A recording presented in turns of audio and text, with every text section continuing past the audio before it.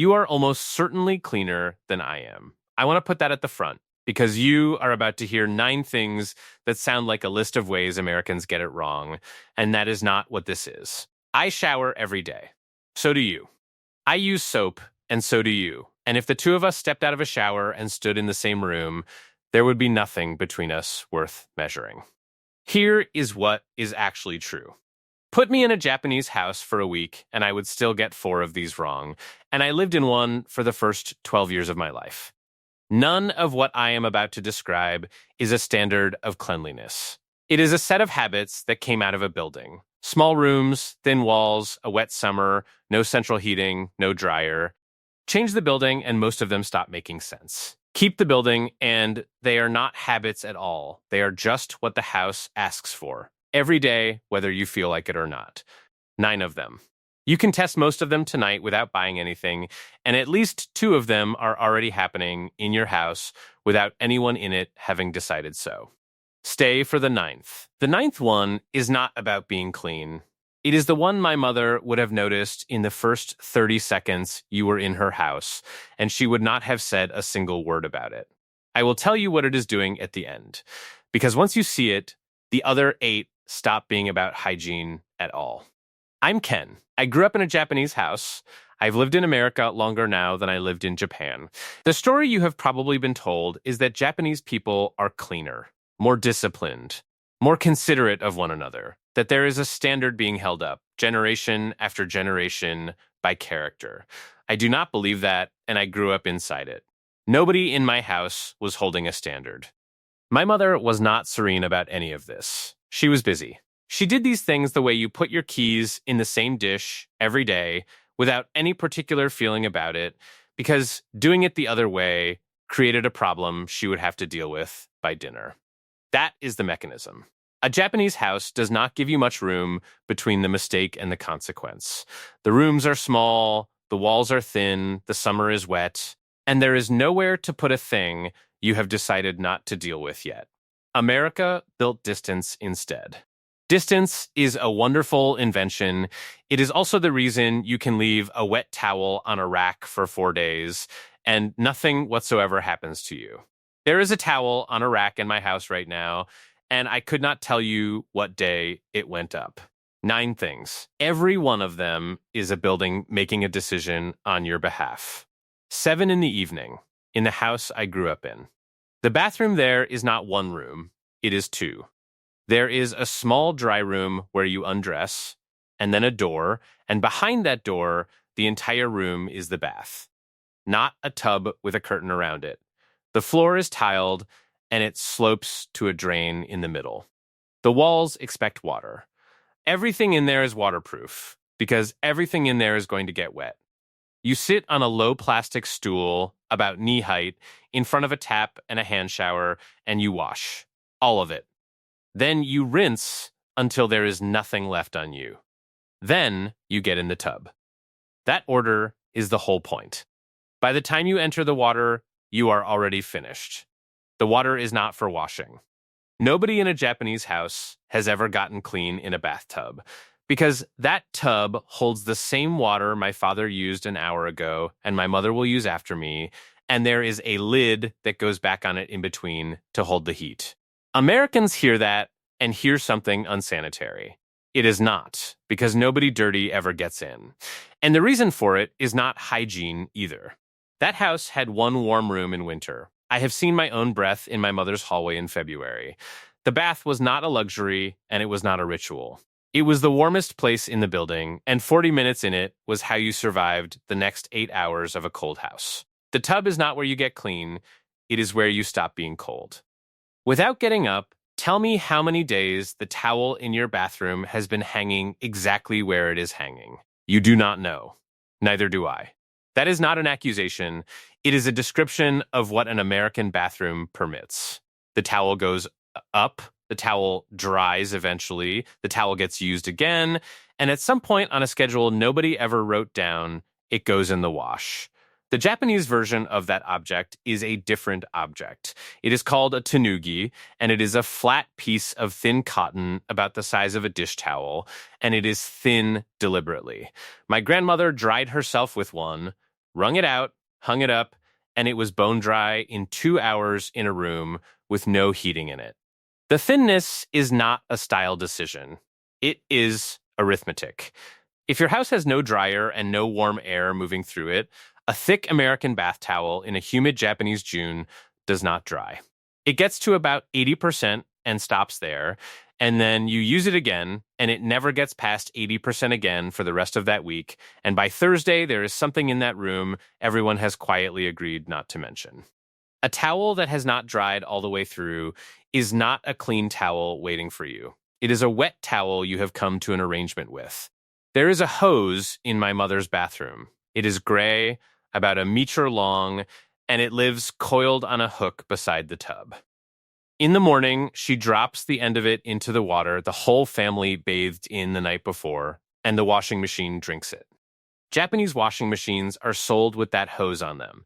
It is an ordinary feature of an ordinary appliance, the way an ice maker is ordinary here. I want to be careful about why it exists, because there is a version of this where I tell you it is about reverence for water, and that version is a little too clean. It is about a water bill and an island, and a country that spent most of a century unable to waste anything. But it is also my grandmother who is the reason I understand it at all. She had a word she used, motenai, and a dictionary will tell you it means wasteful. That is not what it meant in her kitchen. It was closer to a small ache, the feeling of watching something be thrown out while there was still use left in it. She felt it about rice. She felt it about paper. She felt it most of all about a tub of water that was still warm. In her house, water was finished with when the water was finished, not when you were. Here is one where America is simply right, and I am not going to perform otherwise. Japanese laundry goes outside. Every balcony has a rail or a pole, and by 9 in the morning, an entire apartment block is hung with shirts on plastic hangers and sheets over the railings, and the sun and the moving air do the last part of the job the machine cannot do. When the weather cooperates, it is better. I will say that plainly. Cloth dried in moving air smells like nothing at all, which is the goal. And I have never once gotten the same result out of a machine. And then June arrives. There is a rainy season in Japan, roughly 6 weeks of it. And during those 6 weeks, nothing outside dries. So the laundry comes indoors and hangs on racks in the living room, across the doorways, over every door frame in the house, and the entire apartment takes on the smell of cloth, drying slowly in a room where people are trying to live. There is a word for that smell. It is a product category. An industry exists to fight 1 month of weather. I own a dryer. I use it constantly, and I am not giving it up. The honest cost is that I have not looked at the sky before doing laundry in 30 years. The step. Every Japanese entryway has one. And it is small, maybe 15 centimeters, and it is the most important piece of architecture in the building. You come in the front door, and you are standing on tile or concrete, and the house proper is up 1 step. Shoes come off down there and stay down there. The step is not decoration, and it is not tradition. It is a line you can feel through the sole of your foot. I can still feel it, and I have not stood in that entryway in a long time. Here is the part that gets missed by people who have heard the shoes rule 100 times. Shoes are only the first thing that stops at the line. Your clothes stop there too. You come home, you go into the other room, and everything you wore on the train and in the office and through a grocery store comes off. And something that only ever exists inside that house goes on. I did not understand any of this until my first winter here at 12, when I stood in a friend's entryway in my shoes and my coat in a hallway that was warm. And something in me went quietly wrong, and I could not have told you what it was. I assumed I was being rude. I was standing in a house that had no line in it anywhere. It took me about 20 years to work out what I had felt. Are you wearing the same shoes today that you wore yesterday? I am. I have worn the same pair 4 days running this week, and I did not decide that. I just kept putting them on. By the door there is a cupboard built into the wall for shoes, and it is vented, and shoes go into it and stay there, and one pair is not expected to cover 2 days in a row. The pair you wore today has spent that day absorbing a summer that sits at 80% humidity for 3 months. It wants a full day, sometimes two, in moving air, before it is a shoe again instead of a damp object shaped like a shoe. That is not fussiness. That is a country whose climate gives nothing back on its own. In a dry house with the air conditioning running, your shoes recover overnight and you will never know the difference, which is exactly why nobody here rotates anything. The habit only looks like discipline from outside. From inside, it is what happens when the alternative does not work. A shoe needs a day off to be a shoe.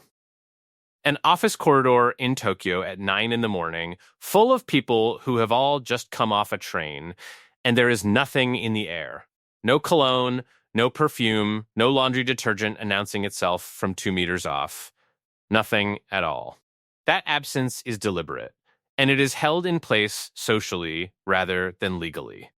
There is a term for it that comes up in Japanese workplaces, sumahara, built from the word for smell and the word for harassment. And companies have run internal guidance on what it covers. It covers the obvious end of the range.